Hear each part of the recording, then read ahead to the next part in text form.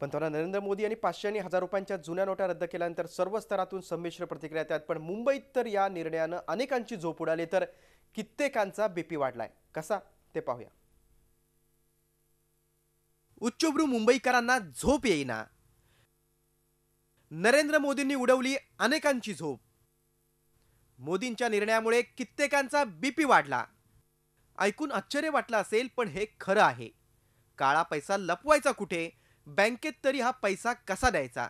या पैशांचं आता करायचं तरी काय? असा प्रश्न पडलेल्या अनेक मुंबईकर उच्चभ्रूंची सध्या झोप उडाली आहे।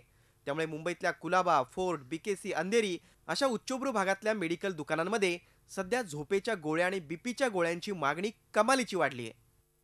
जो प्रिस्क्रिप्शन रहेगा तो वो हिसाब से देते ही हम लोग।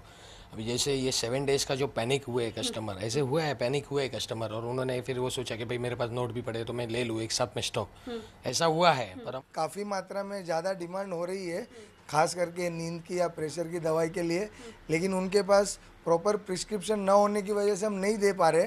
लेकिन ये बिल्कुल सही है कि इस दवाई की डिमांड बढ़ी है।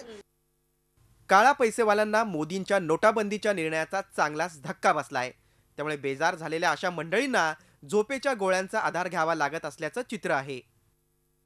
या प्रकरणी आम्ही प्रत्यक्षात मेडिकलच्या दुकानांमध्ये जाऊन विचारणा केली असता प्रिस्क्रिप्शन शिवाय एकही गोळी देत नसल्याचं स्पष्टीकरण अनेक मेडिकलच्या दुकानांमधून देण्यात आलं। अशा परिस्थितीत असंख्य ग्राहकांना उच्च मात्रेच्या गोळ्या फार्मसिस्ट कडून नाकारल्या जात आहेत।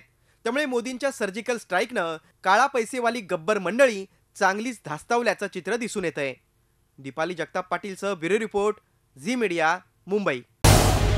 झी 24 तास रहा एक पाऊल पुढे।